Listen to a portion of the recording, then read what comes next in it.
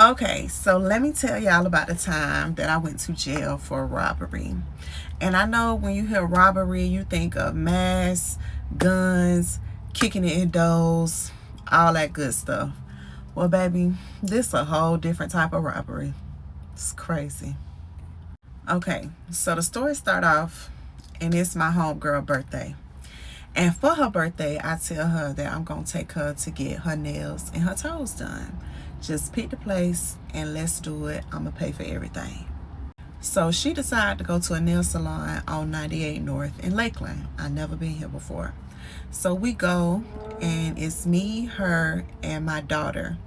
And at the time, my daughter was in like a rear-facing car seat. Also, like 3 weeks before this, I had got into a car accident. So my left arm was broken and it was in a cast.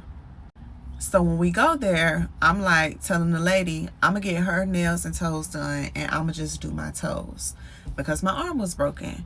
And she was like, no, we can still do your nails. It's fine. We can still do your nails. So I was like, okay, cool. Yeah, do my nails too then. So we get our toes done. I pay for our toes and I tip $10 for me, $10 for her. So when it's time to get our nails done, the lady that's going to do her nails is still working on somebody. So I sit down with a man for him to do my nails. Well, he don't speak real good English. So as soon as I sit down, it's already a language barrier there. It's hard for us to communicate.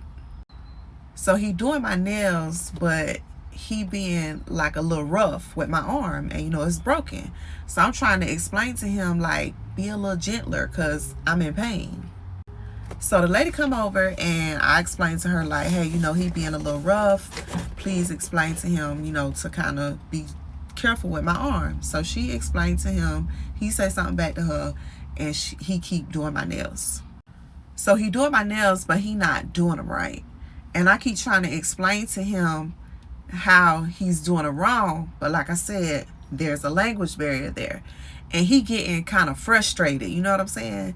So he kind of snatched my arm a little bit, and so finally I called the lady over there and I'm like, hey, listen, I'm cool on this. I don't want my nails done. It's hard for me to communicate with him. Just have him take these nails off. So she say something to him, he say something to me, and then she come back and she say, okay, well, just pay for what he's done already.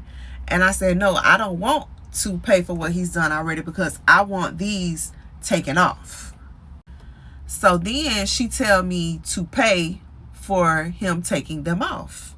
And I said, no, I'm not going to pay to take them off. I want you to take these nails off and I'll just go somewhere else and get my nails done.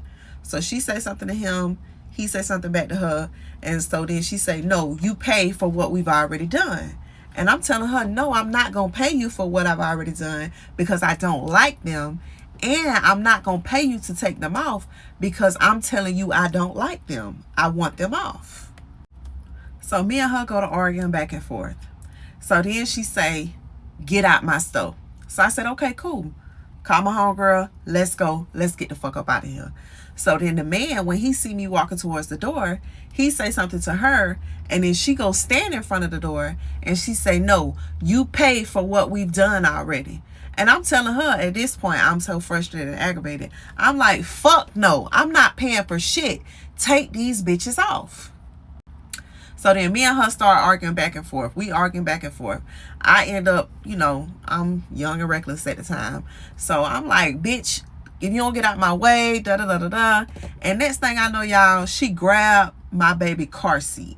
And when she grabbed my baby car seat, I pushed that lady as hard as I could push her. I tried to push her into the middle of next week.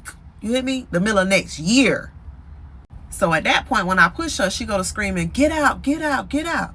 So I grab my baby, and me and my homegirl, we leave. It's over with. It's done for me. So fast forward, it's about 4 months later, and it's 6 o'clock in the morning. I'm getting my kids ready for school. And the next thing I know, all I hear is, boom, somebody kicked my door, y'all. So the first thing I do is I run to my bedroom to grab the fire, because I think somebody is breaking into my house. Somebody done kicked my door. And as I'm running to my bedroom, somebody grabbed me from behind and slammed me on the floor. It's the U.S. Marshals, y'all. Like 10 of them. So now I'm even more scared. It ain't the robbers. It's the police. My heart racing. I'm scared. All I see is U.S. Marshals on their jackets and stuff. And I'm like, Lord, what did they get me for? Because I'm outside with the movers and the shakers, y'all. So I don't know what they here for. But in my mind, baby, I'm finna go down, and I'm finna go down for a long time. So I'm screaming, what I did? What's going on? What's going on? And they tell me that I'm under arrest for robbery. And I'm like, robbery? Who the fuck I robbed? Because I know that I hadn't robbed nobody. You know what I'm saying? So like, what's going on? Y'all got the wrong person. So he was like, they don't really have no details or anything like that. The only thing they have is that I am under arrest for robbery and I need to call somebody to get my kids. So I end up calling my mama 6 o'clock in the morning for her to come and get my kids. So during all this, I am awaiting the trial for my shooting, because this is a little bit after I had done got shot, like when I was back up moving around and stuff. So my mama was like, she was going to call the state attorney and see if the state attorney could get me any information as to what was going on. So when I get to the jail and I call my mama tell me that the robbery is for a nail salon in Polk County. The lady at the nail salon said I came in, that I got my nails, my toes, and my eyebrows done, and that I ran out the store instead of paying. So I'm snapping. I'm hot. But that ain't even the worst part, y'all. The charge is in Polk County, and I got arrested in Hillsborough County. So now I gotta wait in Hillsborough County until Polk County come and extradite me. And do you know these motherfuckers waited until the last day that they had to extradite me to come and extradite me? So I was in jail for weeks before I even got moved from Hillsborough to Polk. And when they came and picked me up, they came on a Friday afternoon.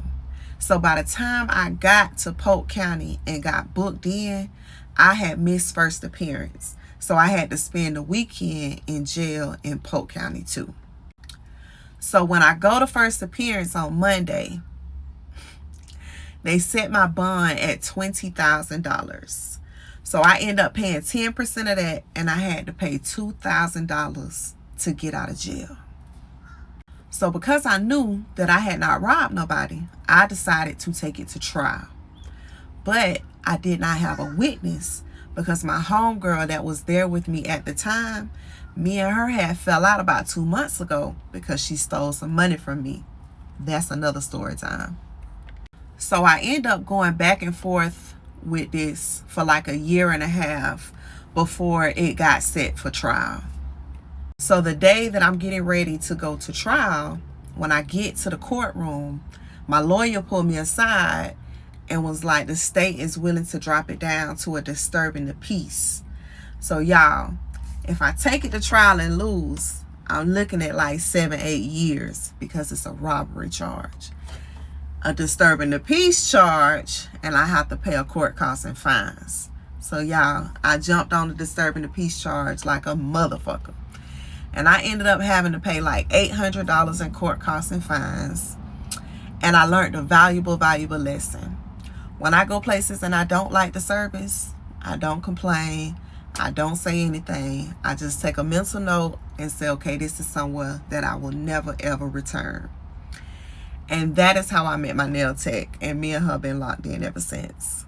So that is the story of how I went to jail for robbery.